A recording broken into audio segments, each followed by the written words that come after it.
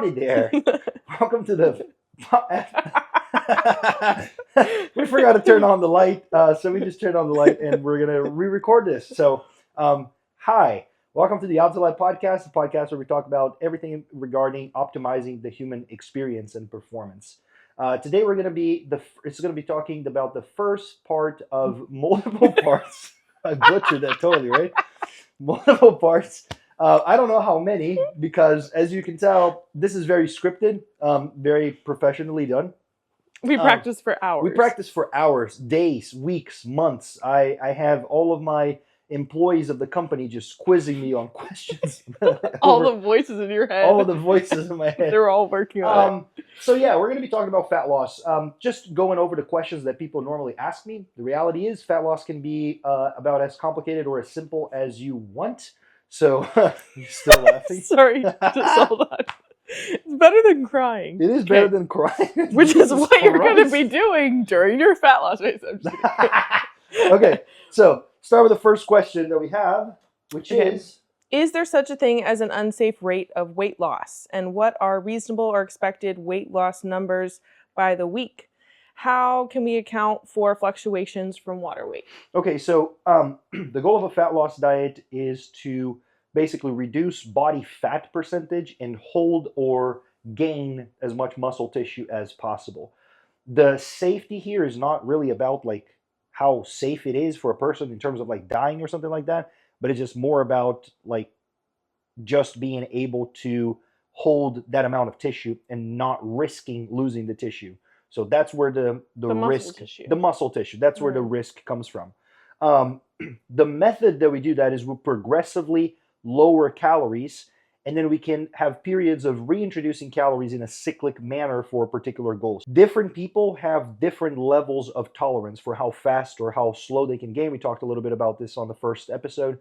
But if you have a lot of body fat, you can push the limits of like how fast you can lose fat without sacrificing any muscle tissue. But if you don't, it's a little bit more complicated. So let's say if someone has 35% body fat, which is what most people who think they are 20% body fat actually are, I would push close to like 1.5 to 2% of body weight going down every week. On average, though, we want to aim for about 0.5 to 1%. And as we get to the tail end of the diet, it's going to look much more to like 0.25% body weight change every week. There's water fluctuation here there, but there's not really any reason to account for that unless you are enhanced. And if you're enhanced, things are a little bit more complicated just because you may be losing a significant amount of body fat without losing any weight whatsoever. So that's just something to keep in mind. Because your muscles are growing at a rate. Muscles are growing, and also you can have things that will hold like nitrogen retention and just fluid inside of the muscle instead of like just getting rid of it all and all this stuff. So if you do it too fast, you risk losing muscle. If you do it too slow, you risk not making any progress whatsoever. But don't freak out about water weight. That's just really not as important. Yeah. Okay. What should I expect fat to shrink at the waist relative to other parts of the body? We've been seeing my upper mid-back getting more defined, but not so much in the belly. The rule of thumb is that the front of your body and the top of your body gets lean first, and then the back of your body and then the bottom of your body gets lean later on. This is how you are, actually, so you respond to that rule very well. I do not. My legs are always lean. My glutes actually come in like I will have like rippling fucking fibers in my glutes, in my hamstrings, in my quads, way before I have abs that are visible. So, which is not very good because not a lot of people want to see, striated, glutes, and you can't really show that everywhere. I'll take it. But yeah, abs come later for me. Those but posing that's the rule trunks. But it's also because of like just your different body fat levels, your genetics, and the receptor site. So women tend to hold more body fat in areas where they have more estrogen. So that will be in the glutes, that will be in breast tissue, that will be in just the lower back. For guys, if the body fat gets too high, they start having more production of estrogen. So you literally start turning a little bit like a chick. and having a body that looks more like a chick than a body that looks more like a man. So, And it's because of where your estrogen receptors are? yes, yes. Does it have anything to do with where your testosterone receptors are? Or is that something completely different? Not completely different, but I don't think so. Okay. Yeah, it's more about the structure and how your body looks. When you think about like a very masculine man, you think like broad shoulders, big arms, big chests, big legs. You don't think about you guys big legs, but you don't think about like guys with like big butts and like love handles and like a lot of breast tissue. That's more of a feminine characteristics there. In bodybuilding, we have a rule of thumb that I abide by, which is you're only as lean as your fattest body part. So that's like if you're trying to really like dig down, that's the only thing that matters. So if your abs, for in my case, are the last thing to come, and if my abs are only going to be perfect when I'm 3% body fat, then I have to get to 3% body fat. If all of my body parts are lean when I am at 5 or 6%, that might be enough, And is your goal, this is not a written question, but is your goal for a fat loss phase to reach that point of being the definition of lean? No. Or is that just like a no, guidepost? That's just a guidepost, yeah. All right. How does the body adapt to lowering calories? And I was about to read it literally. They need to be written so I can read them exactly the way they're supposed to be said. So many grammatical errors. Try again. Can you read the sentence? How does the body adapt to lowering? How does fat? the body adapt to lowering calories, and how to prevent that from keeping to burning fat? Okay. You're gonna read it right. Yo, whenever you write a question, write it like you've been to school before.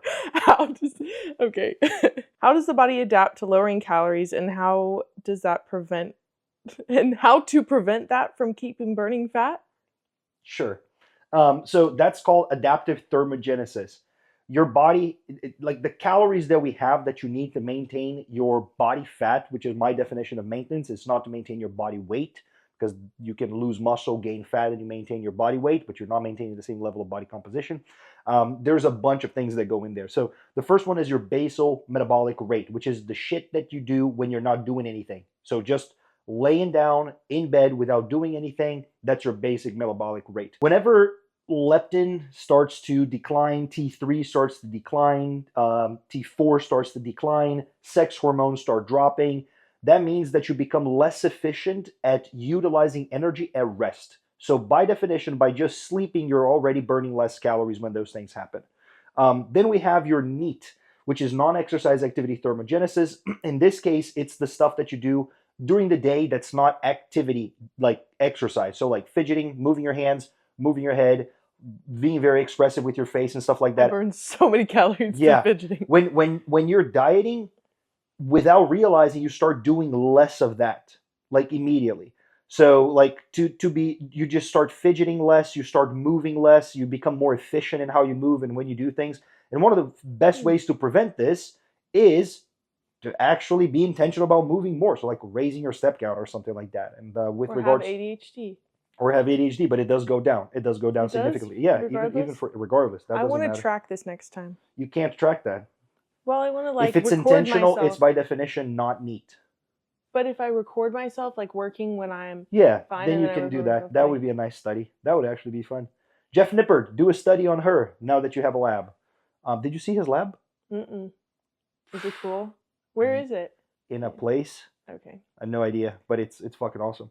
Then you have exercise efficiency, which just means that your muscles start utilizing less energy to actually contract and to perform the exercises. So maintaining the intensity there is going to be helpful. You have your hunger spiking and your appetite as well. In this case, people start eating more without realizing. Like you're tracking, it's 100 grams of rice. It was 120, like whatever. It was like 30 grams of sauce. It was like 35 grams of sauce. It just doesn't matter. Like without realizing, you start doing that. So you have to be very intentional about like tracking your shit and not just tracking it, not just use it like Mint, but use it more like you need a budget, like YNAB. Just actually abide by what you have on your program. And then energy partition shifts, which means your body becomes protective of your body fat storages. This is like just something that we've been designed to do because of evolution. Your body just wants to make sure that you're not going to starve to death. So it rather burn muscle because it's not as necessary, because you have more than to burn fat. If you're starving, there's a study of this guy that fasted for 365 or 366 days, and he was able to do it. Why? Because he had a significant amount of body fat, and your body is able to survive just off of that. So no, Jesus was not the person who fasted for longest.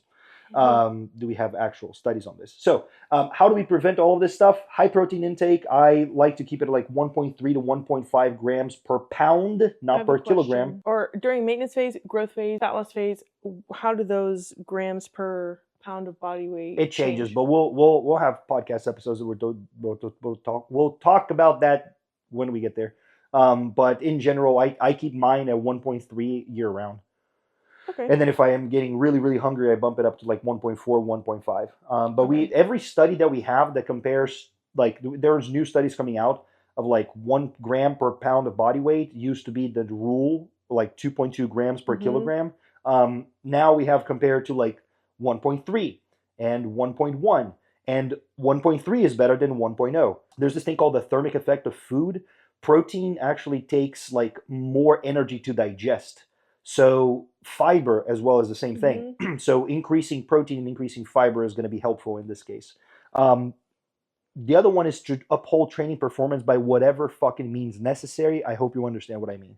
A 10 to 30% cal decrease is the goal to aim at. If you go above that, and you can make adjustments like 5 or 10% whenever it stalls, or increase activity by step count or by exercising, like running or something like that, hit cardio, then you start like risking a little bit more. But if you are upholding training performance should tell you whether you're losing muscle or not, right? Like if you can maintain your logbook, at least you're doing pretty good. Every now and then a refeed or diet break can actually bring your non-exercise activity thermogenesis up. So like usually once a week I have people eat more calories.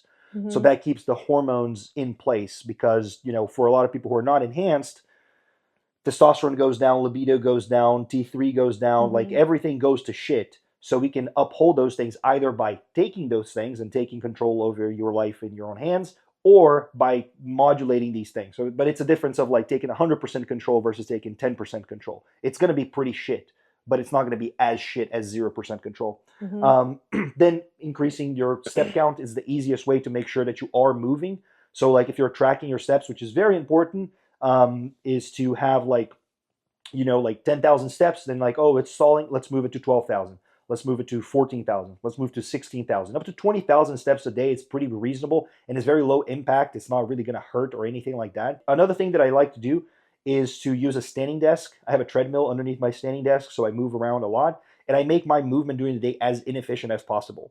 So I basically, like, if I'm going to go to the kitchen to grab oats and rice checks from the pantry, and then I'm going to grab protein powder and creatine from the cabinet, and then I'm going to grab some stuff from the freezer and then some stuff from the refrigerator. I do one trip for every single one of those things. Like I'll go in and I'll grab the oats, I'll come back. I'll go in and I'll grab the rice chicks, I come back. I go in and I grab the creatine, then I come back. I make my life as inefficient as possible to try to make that as easy. And then obviously supplements, right? Like your Himbine, thyroid medication, GLP-1s, and clenbuterol, all of those things, which we'll touch on later on, but that's a pretty good question. Are there short-term enhancements that can help to fast track the metabolism or fat loss? So we'll talk about it now. First, the most important thing is diet manipulation, right? So those like spikes in leptin increase the T4 to T3 conversion, restore your glycogen, and bump your NEAT. Just manipulating your diet, you're able to do those things a little bit, like we talked about it before. Alternating your high and low carb days can also help you maintain and modulate some level of performance. And then there's certain things like high amounts of protein and green tea. Those can help increase thermogenesis as well. So that's would be the first things that we do before we talk about anything else. Then we have cardio, like training itself. So we can do HIIT cardio. Can be very taxing, but is also very time efficient, so it works for a lot of people. Instead of doing 20 minutes on the treadmill, you can do 4 sets of all-out HIIT cardio. Works pretty well. I like it. But when you're very fatigued from dieting, just raising the step count is easier than just doing this, right? So like one thing that I like to do is like, oh, if you're going to do, the maximum that you can do is 30 minutes on the treadmill, but you're doing it at 3 miles per hour. Okay, then let's go to 3.5. Then let's go to 4. Then let's add an incline of 1, an incline of 2, an incline of 3. All of those things are progressively increasing the amount of calories that you're burning. And then we get to the supplements, which is what the people want to talk about. The first one here is growth hormone. Growth hormone is fucking awesome. It increases lipogenesis, means you burn fat, like you can able to eat more calories and not gain as much fat if you're in a push phase. But if you're in a fat loss phase, it'll actually liberate a lot of the fatty acids and allow your body to use them when you're doing cardio, right? So like one thing that you'll see people doing a lot is fasted cardio, which I know it's controversial, but I believe that fasted cardio is superior to non-fasted cardio just because your body is just in a state where you don't have food and you have growth hormone in place. Perhaps you have something else like yohimbine or clenbuterol or L-carnitine, even if you really like feeling like a pincushion and pinning yourself 1 cc every single fucking day. Like all of those things are just putting your body in a state where like your body is going to burn fat, right? Like if you just eat a meal and then you go do cardio, it's like possibly more likely that you're going to end up burning those carbohydrates instead of burning the actual calories. Controversial, not really the most like scientific take ever. Science just says that it's all pretty much the same thing, but I don't really think that's the case. So this is pretty cool. In some studies, we have a decrease in about 6% of body fat with fat-free mass increasing 5%. And this is like with no diet adjustments whatsoever. So imagine being able to drop 6% body fat by just adding growth hormone. That's crazy. That's pretty fucking cool. That's not really what we see in reality, but it works. It fucking works. In Jeff Nippard's lab, maybe. Growth hormone also has direct activity on your beta receptors, which means that it pairs very well with some of the other supplements that we're talking about, like for instance, clenbuterol. Clenbuterol is probably my favorite true fat burner, right? Like it's very well tolerated if your protocol makes some fucking sense. We see in studies people increasing their expenditure rate, like the amount of calories that they burn during the day, up by 20% with some pretty moderate doses. So just imagine like being able to take something like growth hormone and clenbuterol, and now you're able to drop like 5% body fat very easily, and you're able to like have calories, more calories instead of so little calories. Nitrogen retention is there, so your muscles are full. You're able to perform very well at the gym. And adding clenbuterol in, now you have energy because it acts on the beta receptors. You have beta receptors like in your heart, for instance, like beta 1, have beta 2 and beta 3 receptors. Clenbuterol acts primarily on the beta 2, but it spills over into beta 1, so that's why it raises your heart rate as well. There's another compound called mirabegron, which is not very well known, but it's a medication for urinary incontinence. That actually acts directly on beta 2 and it bypasses the beta 1 receptor, beta 3, sorry, bypassing the beta 1 receptor entirely. So in other words, you don't get the jittery, you don't get the anxiety, you don't get the like high adrenergic state, like you just get fat loss, which is pretty fucking cool. The problem is you can't really bump doses that high up because it just literally like makes you hold so much urine, right? So it's not like the most healthy thing. If you bump the doses too high. If you're using it in a moderate dose, it makes sense. And that's like one of the things that I like to do is to use multiple things with people at low doses that are safe as opposed to just using one thing and bump it up. So that's like one of the problems when people have different risk profiles that are usually arbitrary because they are not aware of the evidence. So they'll be like, no, I'm willing to use this, but I'm not willing to use this, and that. It's like, cool. Yeah. That means that you're going to handicap yourself, and now we're going to have to raise the doses of this, so you will get side effects. If that's what you want to do, cool, that's not a problem, but we could use very safe and low doses of everything and not get any of the anxiety, the sleep problems, the shakiness, the tremors, and the cramping, and all of the shit that can come up with a bunch of different things, right? Clenbuterol was discovered in the 1970s, 1997. And it was 1979? 1977, sorry. And it is a medication for asthma. It's still used in Europe and it's still used in South America, but it's not used in the United States because why not because just limit because why would more? we, right? Freedom. The asthma, this is interesting. The asthma dose is 40 micrograms 2 times a day, right? This is the dose that you would be prescribed if you have asthma and you live in Europe, for instance. Okay. So people think they're like, oh my gosh, I'm going to take it and it's going to be so bad. It's like, if you take it 40 micrograms, starting at 40 micrograms, it's probably going to be pretty bad. And I wonder how like shitty it is of an experience for people that are prescribed this. What I do is actually we do it 10 micrograms once a day.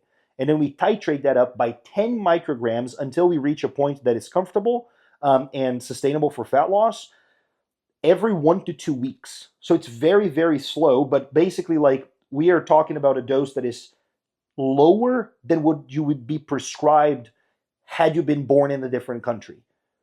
So it's fucking safe. It's like, oh, but there's people that end up in the hospital and stuff. It's like, yeah, there are studies. The hospital admissions, we have that cataloged in studies. We're talking 300 micrograms to 4,500 micrograms. So, yeah, if you take that much, you're probably going to die. So don't take that much, because that doesn't make any fucking sense, which is another reason to always use good sources. I'm very critical of sources, but just using something like in powder, I don't like stimulants in powder form at all. I don't like stimulants in liquid form at all. I rather get it in a tablet that has been coated.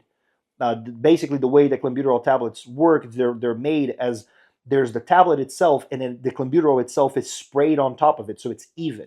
When you're buying it from a lot of underground places, that's not how they do it. It's just the powder itself that is basically pressed to make that little thing that you're taking. So you may get, with all of the other fillers in there, you may get, like, if you split it in 4, you may get like 20 micrograms or 10 or 6 or 3, right? And then you can get one that has like 30 or something.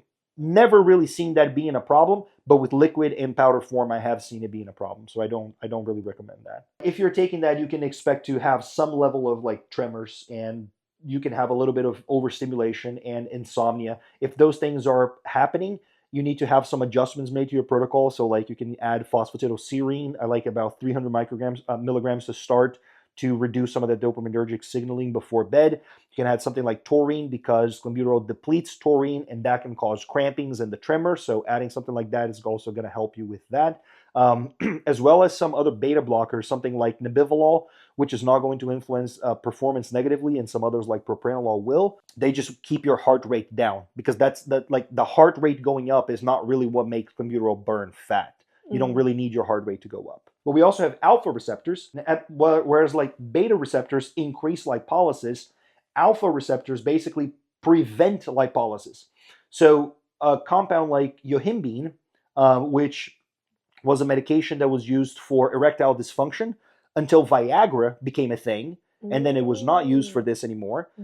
That basically antagonizes their receptor, which means it makes it not be able to work as well, so that you have the beta receptors working very well, and you now have the possibility, and this is very taboo to talk about, but you have the possibility of preventing body fat gain during like massing phases as well, not just burning fat. But the alpha receptors are in particular sites, and women tend to have better results with yohimbine than guys, but it works very well in like so-called stubborn fat areas, like your lower back, your glutes, the middle and the back of your thighs, like that. Those areas tend to lean out very well with yohimbine. So it's something that, whereas like growth hormone would be in the entirety of the year, clenbuterol I would put in like fairly early on. Yohimbine is something that you can reserve towards the last little bit if you need it, because people tend to have like more more anxiety and stuff with it. I for instance, I can tolerate some forms of yohimbine, other forms of yohimbine, fuck no. So like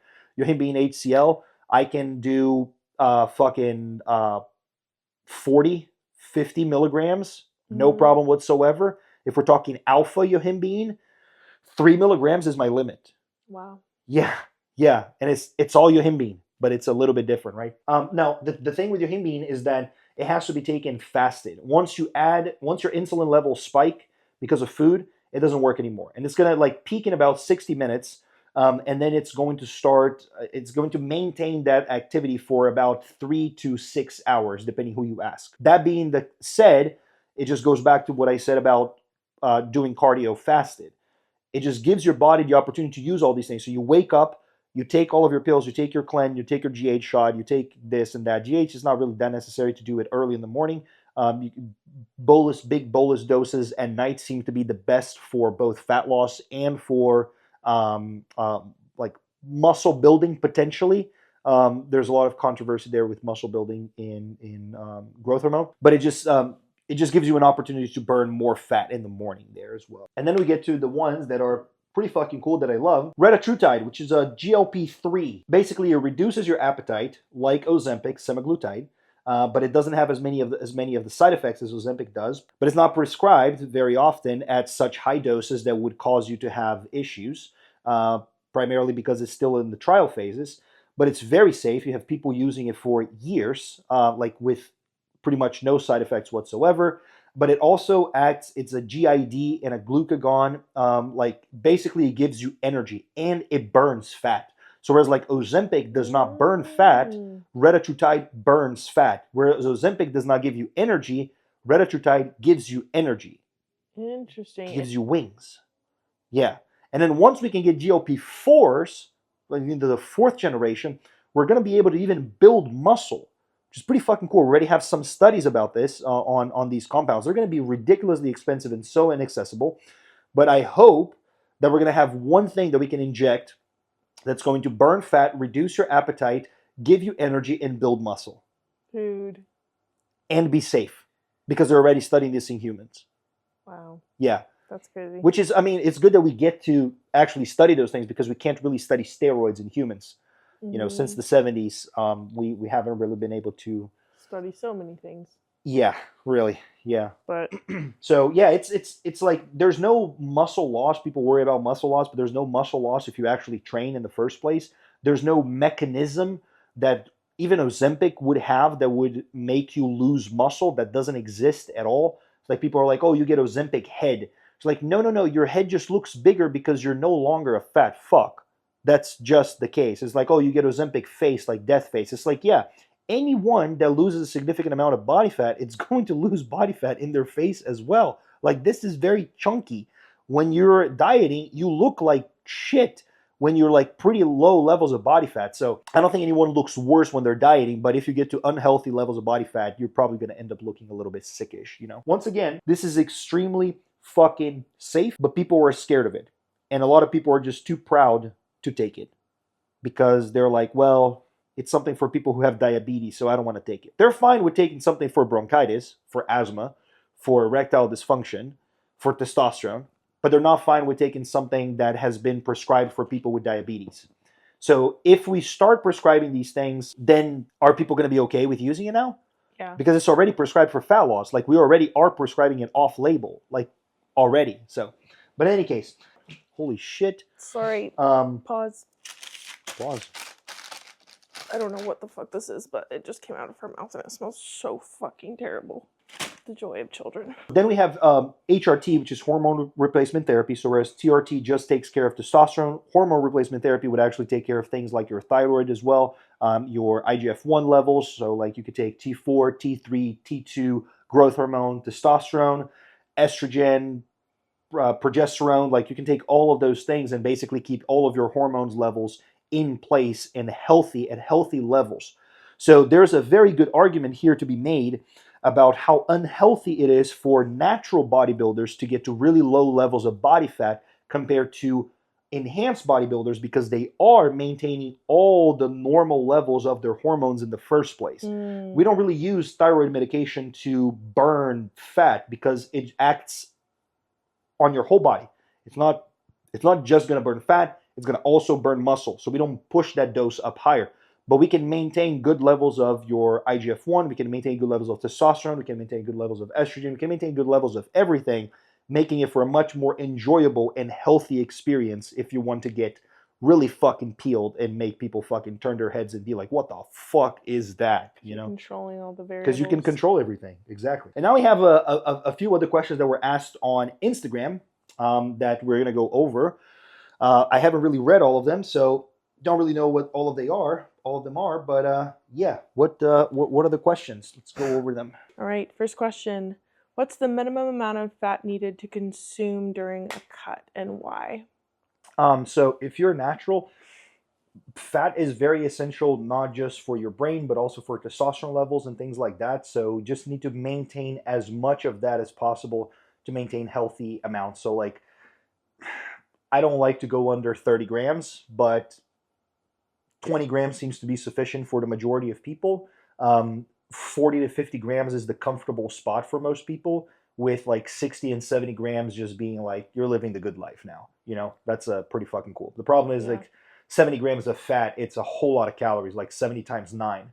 Whereas if you have 70 grams of carbs, that's 70 times 4. So you can eat more carbs than fat. And if you're able to do that, you're able to eat more food. So Yeah. you try to basically prioritize not being hungry as fuck. You just have enough fat to support digestion and your hormone levels, which can come down to just trace fats, which would be just fats that you find in like chicken, and fats that would be in rice, or that would be in like apple, sourdough bread. Your protein powder.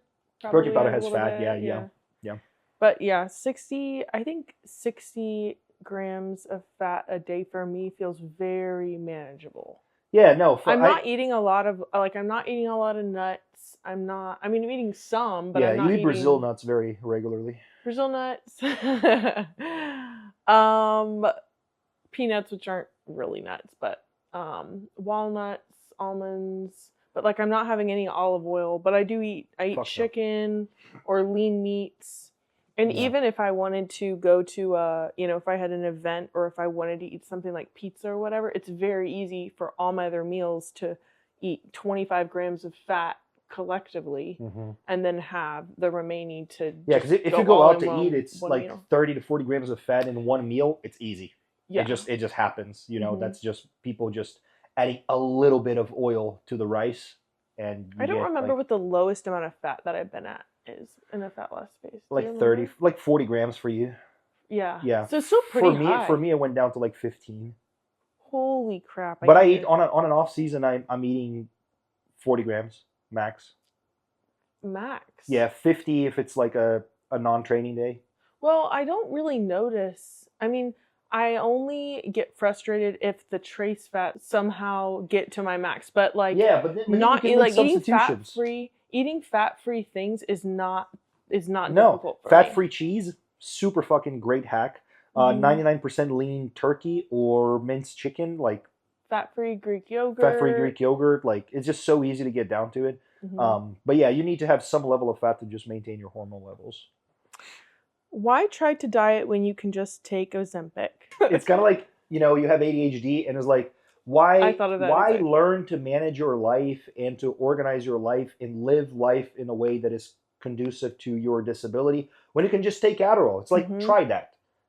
You're gonna don't work. Yeah, you're gonna be very good at whatever the fuck your brain decides that you're gonna do. Organizing your sock drawer. Yeah, just randomly throughout the day. You're just gonna scroll on Instagram for 2 hours. You're gonna be like, what the fuck have I just done with my time? Like, you take these things to be able to help you with the process of losing body fat, not to lose body fat. Like, they are supporting roles. They're not the main course. They're making it easier for you to maintain your diet plan. Exactly. Exactly. They make hunger manageable.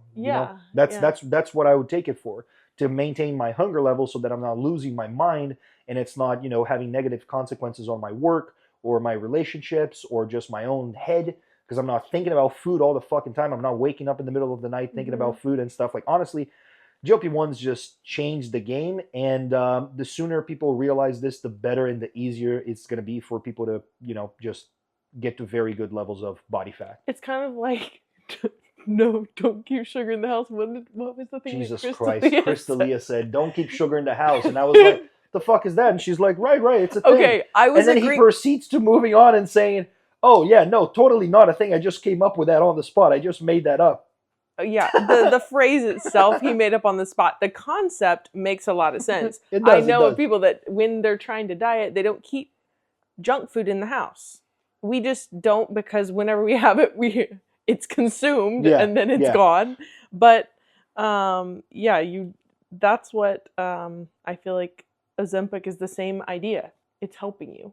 Yeah, it's helping. Support. Yeah, and it also keeps you accountable. So like, if you eat a bunch of shit during your diet, nothing fucking happens. Your coach might be pissed off, but probably not, because it's not their progress they're losing. It's yours. So you're just doing that to yourself. But it's like, if you do that and you're taking something like a GLP-1, you're not gonna have a fun time. You're gonna be blocked the fuck up. You're gonna feel nauseous. You might like have diarrhea eventually once you actually go to the bathroom.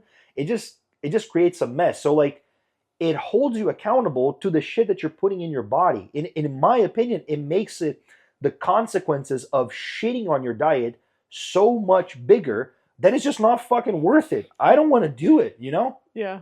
Why are you laughing? Sorry, all of the Shitting on your analogies. diet All and the just analogies are morphing into a very ugly picture in my mind. I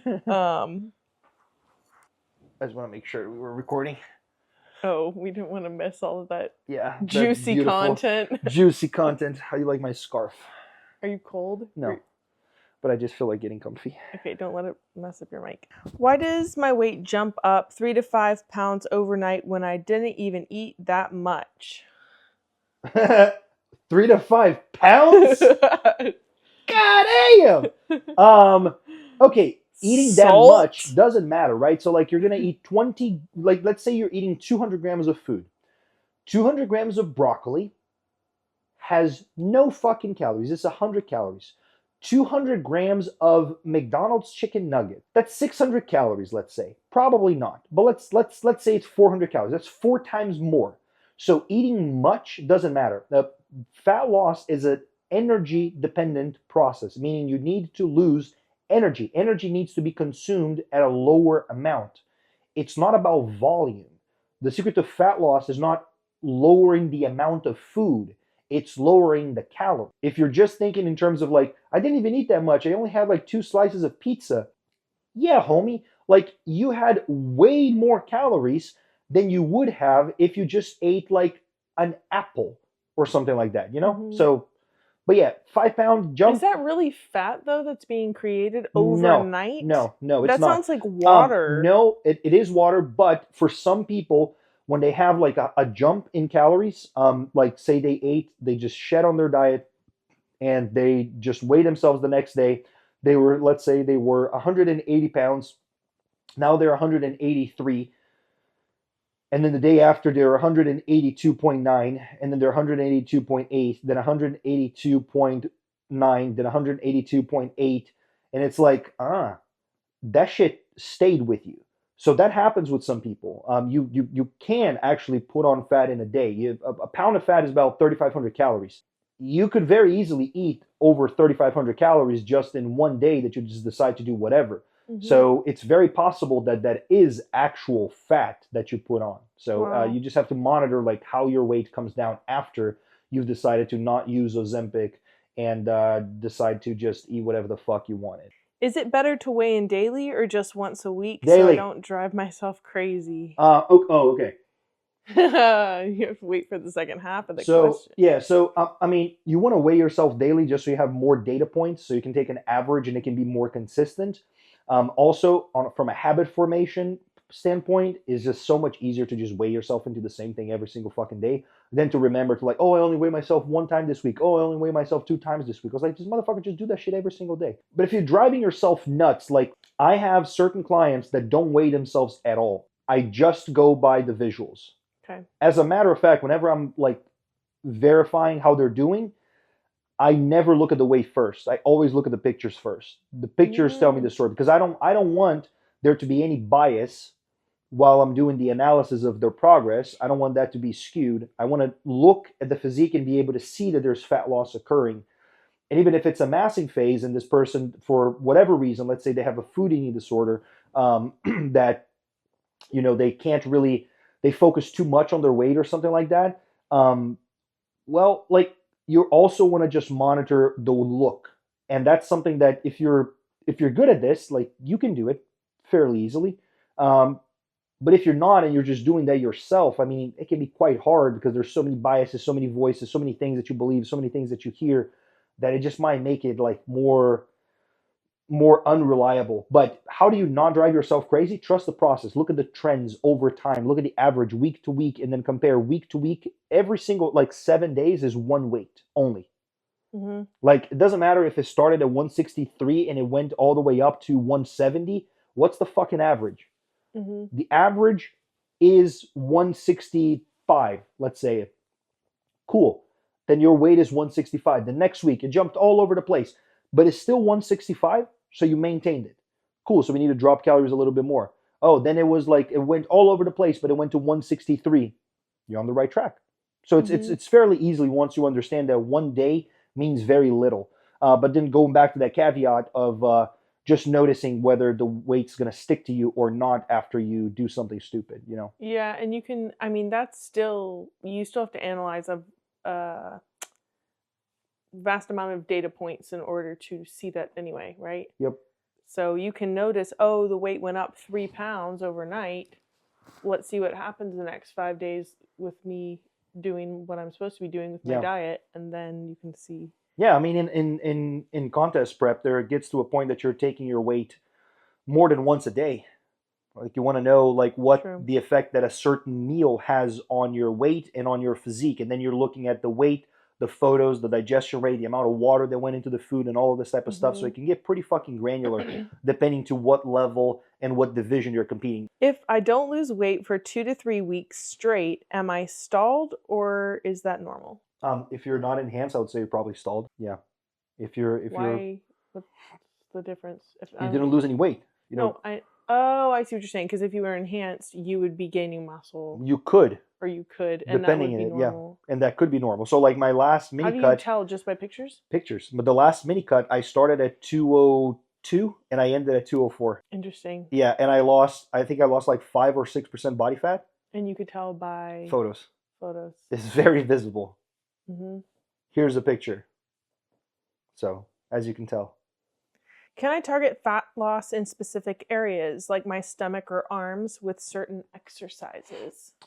No, not really. I mean, we talked about yohimbine, but okay, there's some discussion that you, not with exercises, but with drugs, maybe. You know, with doing like a surgery or something like that, like you could actually literally remove body fat from your body and remove the cells. You can achieve the same effect sort of by growing the muscle. Exactly. So like you can think about gravity, right? Like there's so many people, particularly women, who will say like, oh, I don't want that like jiggling body fat or something like that, right? But then when I lose weight, I have jiggling. It was like, well, if you have muscle, that shit doesn't jiggle anymore, you see? So if you're going to lose the thing that's holding your skin tight, which is the body fat, you need to replace that with something else. Add muscle tissue, and now you have less skin left over. The older you get, the less collagen production you actually get. So, you know, gravity does its thing, and you need to actually build muscle when you're young to account for those things that are going to happen later on in life, so that when you're 70, you look pretty fucking good, man, and you're still getting pussy. So, you know, that's what matters, whether you're a guy or a woman. Okay. Let's move on. Why do I lose weight in my face and arms first, but not in my stomach? Whoever loses weight in their arms, I'm jealous. I literally store fat in my arms. Yeah, a little bit. But, I mean, I lose muscle size on my arms very easily. Well, primarily because you have less fat on your face already. So the face is going to lean out. But then it's also like you have less fat on your throat. Your voice is going to change as well. Like as you get like higher amounts of body fat or water retention, your voice gets a little bit deeper. That's not your voice becoming more masculine. Is just actually just having more water and body fat in there. So as you lose body fat, you lose a lot of the circumference here of the neck. Mm-hmm. And, you know, this jawline becomes a little bit more pronounced. The face, you know, the cheeks becomes a little bit more caved in, but that's just because you have less body fat there. You know? Do women hold onto fat in different places than men? You kind of addressed this talked already, about that a little bit, yeah. Is starvation mode real, or is that just an excuse? I don't know what starvation mode is. The idea that if you cut calories too aggressively, your body gets in this thing called starvation mode, and then your body just refuses to burn fat. And you're going to not burn any more fat whatsoever. To those people, I say, track your fucking calories in the first place and continue doing your exercises and your step count and eat 500 calories a day. Do that for a month. Let me know what happens. There's no fucking thing called starvation mode. That shit doesn't exist.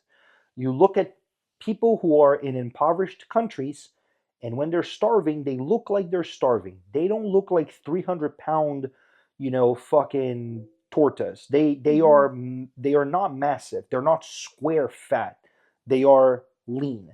Not lean, they are famished, because that's what happens. So if you don't have enough more fat, you're going to start burning muscle. You're going to start losing bone mineral density. Like we have this case that went viral with this chick that took Ozempic and her bones, she started developing osteoporosis and shit and having brittle bones and all this stuff. It's like, you went too far. Mm-hmm. Why?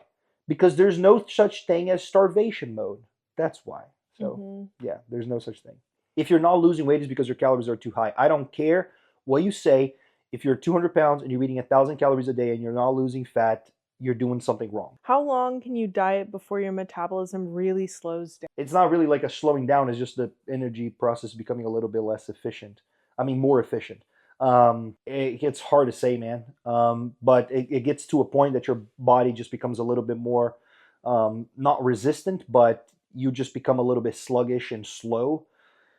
You're going to be able to tell whenever body fat just stalls, you know? If I eat more for a week, will it reset my metabolism? Not reset your metabolism, but it can bring up non-exercise activity thermogenesis up and hormonal signaling back, like we talked about. But you can do that intentionally with a refeed or carb cycling and just having more carbohydrates on certain training days or something like that. Not eating shit, but eating more of the regular foods that you already eat. That's going to be very helpful. But it does add a layer of complexity there. So I just tell people, have, let's say 500 more calories on top of your diet once a week, Yeah, and I feel like doing something like that, if you don't have like a coach, it would be very difficult. If you don't have a coach, if you're not using something like Ozempic to help you out, and you're trying to lose fat, and you're trying to maintain all of these different factors and everything, I feel like just eating more calories, I feel like you can go overboard very easily there. Oh, super easily, especially if you're not tracking. If you're not tracking, you're fucked. Well, if you're not tracking, how the heck are you? Yeah, because let's say you want to lose a pound of body fat a week, right? So you want to lose 1 pound a week. Okay, cool. That's 3,500 calories that you have to be in a deficit. You have 3 days of a food bender that you end up eating, 800 calories over. You're almost at the point where, I mean, you are at the point where you're no longer in body fat loss mode. Like, you kind of wasted your whole week and the few days after that to bring yourself back down again. So people think like, oh yeah, I fucked it up for a day, so but now I'm really going to lock in. And like we talked about this, you're going to have to lock in for a really long time because you didn't just waste a day or 2 days or a week. You wasted actually much more than that. And because, at least the way that I've done it, the fat loss phases are more prolonged? or less, prolonged, less aggressive than what you do if you like eat over your calories significantly. It really does do that because it's already taking you so long to get down. It's not like next week I'm going to be cutting a crap ton of calories. I'm going to be cutting 50.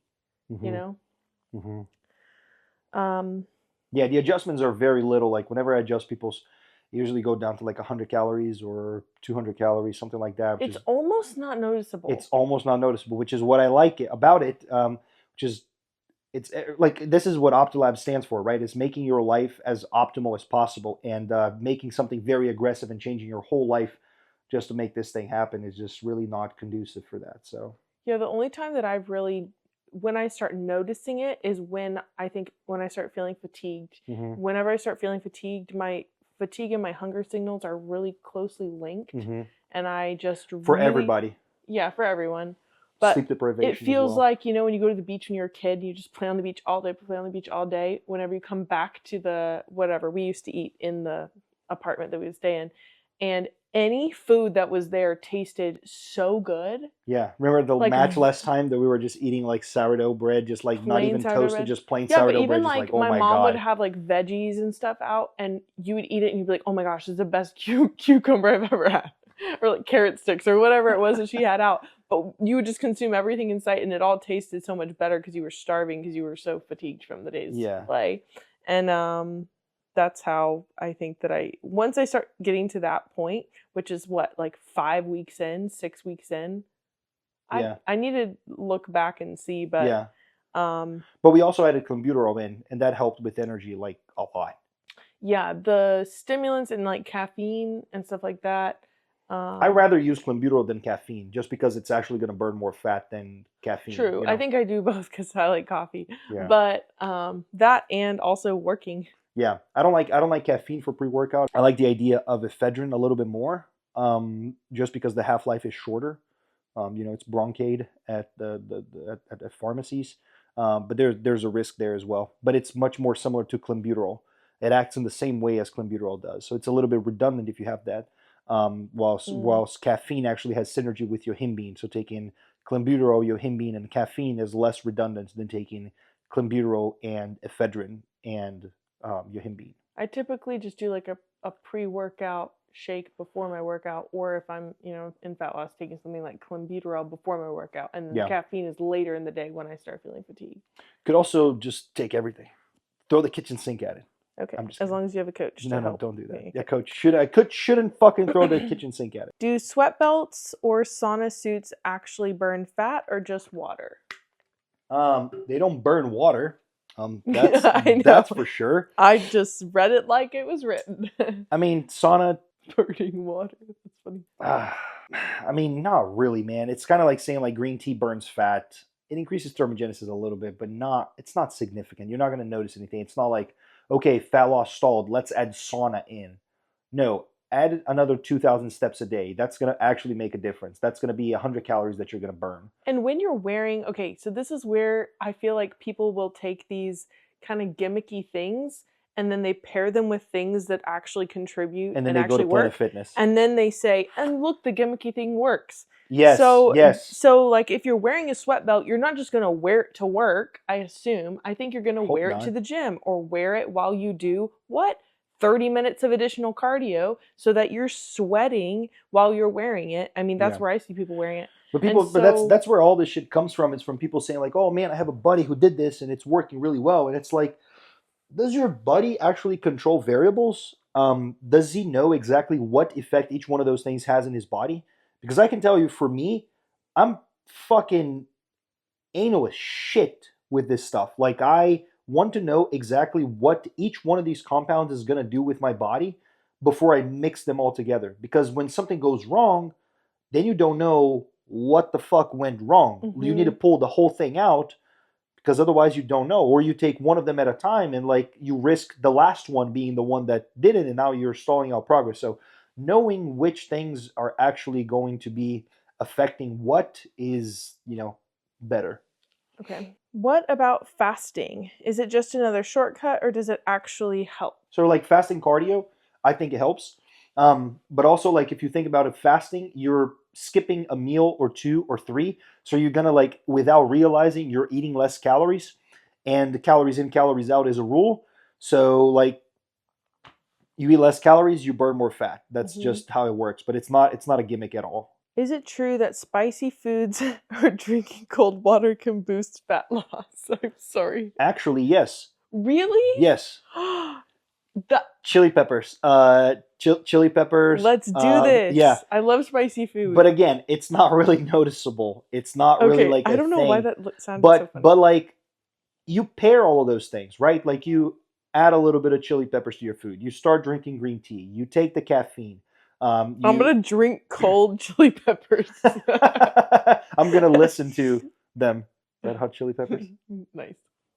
Very funny. You add all of those things and it creates a compound interest. It just works, It also tastes good. Spicy food's amazing. Spicy food tastes good, but it makes my head sweat. Dude, one time he put so much hot sauce. Okay, I love spicy food. It's a sauce called Smack My Ass and Call Me Sally. And he put this, I normally put this much sauce. He put it, like, dumped it all over his rice and chicken. It was at this moment that I knew I fucked up. Yesterday when I was singing in the kitchen, oh shit, I'm fucked.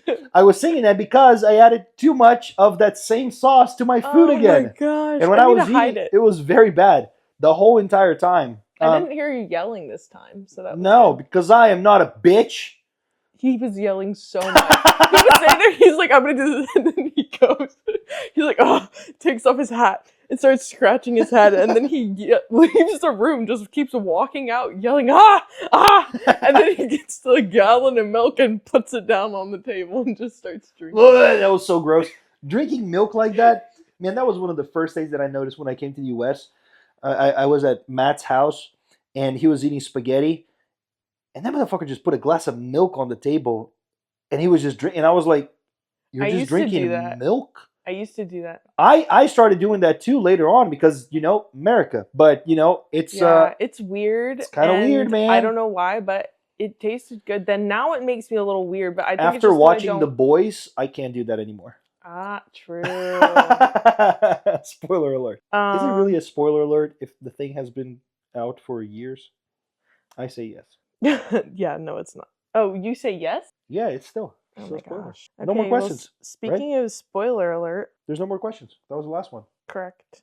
But speaking of spoiler alert, Yeah, now the next few ones we're going to talk about holiday stuff, energy drinks, and knowing when to actually stop the fucking diet. So I appreciate you guys sending those questions in. I appreciate all the clients for sending the questions and for trusting us with your health and with your goals. And if you guys have any other questions, shoot them to me on Instagram, and we'll get to them later. Anything else that you want to add or ask? Or... my favorite energy drink is going to be the cold chili peppers for fat loss. Favorite energy drink? Kona Gold. Kona Gold? Uh-huh. I don't know. Soup, like it niche as fuck. Kona Doesn't Gold. sell on stores, but it has CBD in it. And they have one with like bubblegum flavor. So fucking good. So fucking good. We should have samples of energy drinks at our next episode. Holy shit, but we're not going to drink them, right? That's we the whole record this point shit of at night. sampling. I'm not going to sleep that night. We can do that on a Saturday. We're going to talk so fast. You can just be spewing off and peptide, blah, blah, blah, blah, blah. And all your data, and all the data's like running on the screen. Like the Matrix. Your footnotes like this big.